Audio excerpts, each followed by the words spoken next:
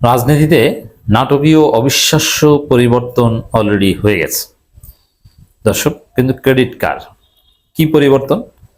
রুহুল কবির রিজভীর একটা বক্তব্য বিশ্লেষণ করছি আলোচনায়। তিনি বলছেন, সরকারের সমালোচনা করে এখন কাউকে গুমের সংখ্যায় থাকতে হয় না। রুহুল কবির রিজভী, হ্যাঁ, আমি এটা স্বীকার করি, সরকারের সমালোচনা করে এখন গুমের সংখ্যায় থাকতে হয় না। আর একদম যে গুম নাই, একদম যে কোনো সব দুধের ধোয়া হয়ে গেছে এটা বলবো না, তবে পরিস্থিতির মারাত্মক উন্নতি হয়েছে, এটা স্বীকার করতে বাধ্য। শুধু গুম না, মামলা, গ্রেপ্তার, হয়রানি, এগুলো সিগনিফিকেন্টলি কমেছে। একটা সময় ছিল, যেমন এখন এই মুহূর্তে, আমি এটা স্বীকার করব।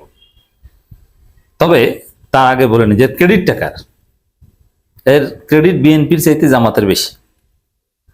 এখন বিএনপি, রুহুল কবির রিজভী সাহেব এমন ভাবে বলছেন যেটা বিএনপি করেছে, বিএনপির অবদান, যে দেখছেন বিএনপি সরকারের সমালোচনা করলে এখন আর গুমের সংখ্যায় থাকতে হয় না, গ্রেপ্তার হয় না।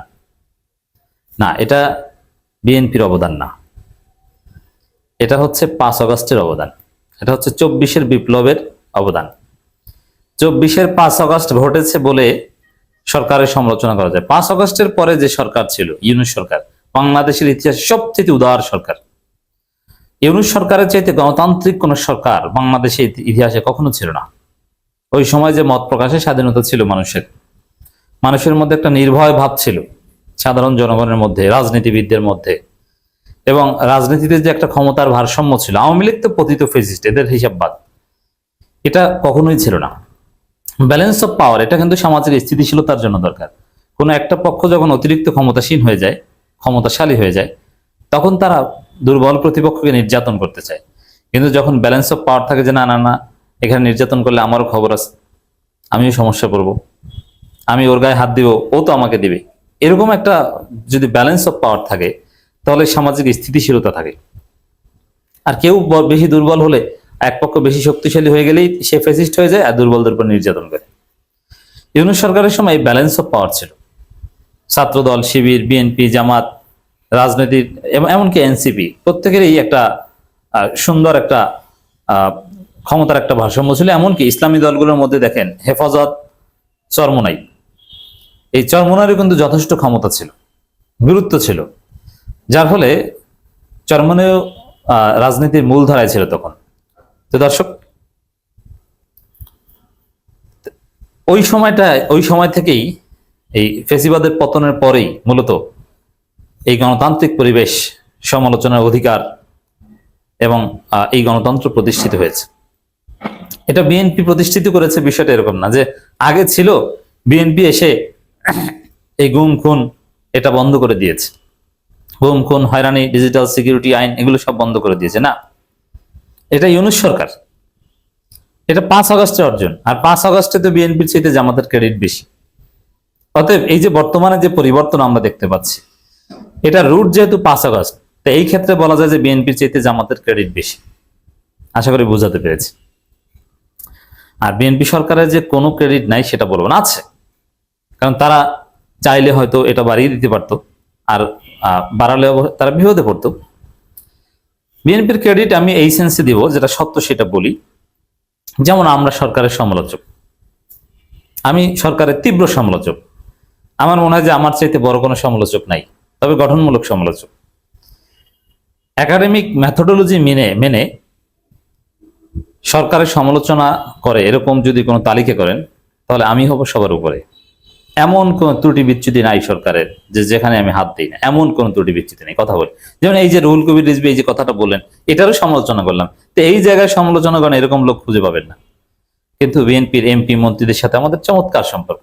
আমি বিএনপিকে ধন্যবাদ জানাই যে বিএনপির বেশ কয়েকজন মন্ত্রী, এমপি, তারা আমাদেরকে উৎসাহিত করেন, যে সমালোচনা করেন, কেউ কেউ তুমি বলে, যে সমালোচনা চালিয়ে যাও।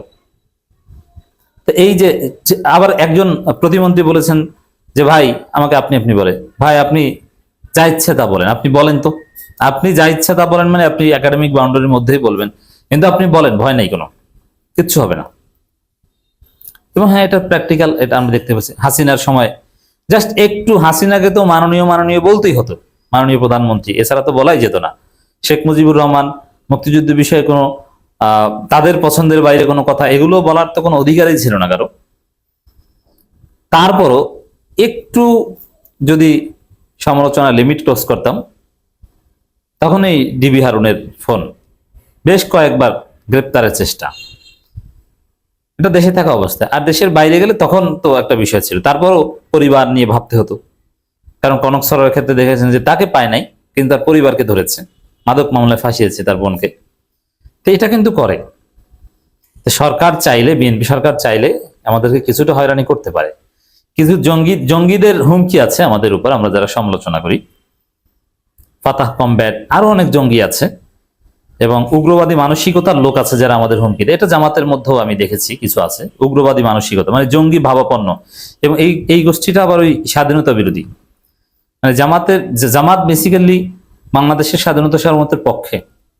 জামাতের মধ্যে কিছু লোক আছে যারা ৭১-এর ওই পাকিস্তানপন্থী চেতনা ধারণ করেন, এদের মানসিকতাটা আবার উগ্র, এরা আমাদেরকে হুমকি দামকি দেন অনেক সময়। বাট ওভারঅল সব ঠিক আছে।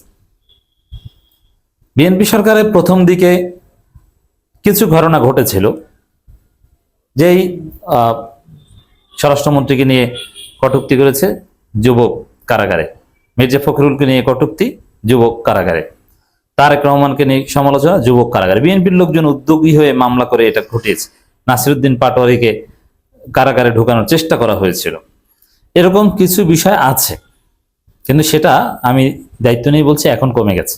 বরং বিএনপি বলেছে যে না, এই ফেসবুকের সমালোচনা বা এগুলো নিয়ে মামলা করা যাবে না। তারা এটা কমিয়ে আনতে পেরেছে এবং যে কয়টা গ্রেপ্তারের ঘটনা ঘটেছে এটা কিন্তু একদম র্যাপিডলি জামিন দেওয়া হয়েছে। এটাও পজিটিভ। যেভাবেই হোক না কেন, অতি উৎসাহী কিছু লোক ঘটিয়েছে কিন্তু জামিন দেওয়া হয়েছে আমাদের প্রতিবাদের ফলে। যেমন সওদা সুমি, ভোলার এক নারী অ্যাক্টিভিস্ট জামাতপন্থী, তাকে গ্রেপ্তারের পর অতি জরুরি ভিত্তিতে প্রতিবাদের মুখে জামিন দিতে বাধ্য হয়েছে সরকার। তো এখানে বলা যায় যে না, মত প্রকাশের স্বাধীনতা, সমালোচনার অধিকার প্রতিষ্ঠিত হয়েছে। এটা অবশ্যই 5 আগস্টে প্রতিষ্ঠিত হয়েছিল, ইউনূস সরকার আমলে ছিল, বিএনপি সরকার আমলে কিছুটা কম ছিল, এখন তারা আবার একটু ভালো লাইনে আসছে। এখানে বিএনপির ক্রেডিটটা কোথায় ভাই? আপনারা তো আপনাদের আগের সরকারের আমলে যে সুন্দর পরিস্থিতি ছিল সমালোচনার, সেটা বরং আরো কিছুটা হলো কমিয়েছেন। তবে হ্যাঁ, আপনাদের প্রথম দিকে প্রথম 2-3 মাসের চাইতে এই পঞ্চম মাস, ষষ্ঠ মাসে একটু ভালো। তবে যেভাবেই হোক না কেন, বাংলাদেশের রাজনীতিতে এটা নিঃসন্দেহে একটা পরিবর্তন, যে একসময় সমালোচনা করা যেত না, সরকারকে গালি দেওয়া যেত না, প্রধানমন্ত্রী, এমপি। এখন তারেক রহমানের যে সমালোচনা আপনি করতে পারেন, যেভাবে তাকে নিয়ে ট্রল করতে পারেন, শিক্ষামন্ত্রীকে যেভাবে গালিগালাজ করতে পারেন, ট্রল করতে পারেন প্রকাশ্যে ক্যামেরার সামনে, আপনি প্রয়োজনে আন্দোলন করতে পারেন, এটা হাসিনার আমলে অসম্ভব ছিল। কিন্তু হাসিনা তো গেছে তা অনেক আগে, তারপরে ইউনূস এসেছে। ইউনূসের আমলের চাইতে তো কিছুটা হলো অবনতি হয়েছে বলা যায়। তবে পরিবর্তন হয়েছে, এতে কোনো সন্দেহ নেই।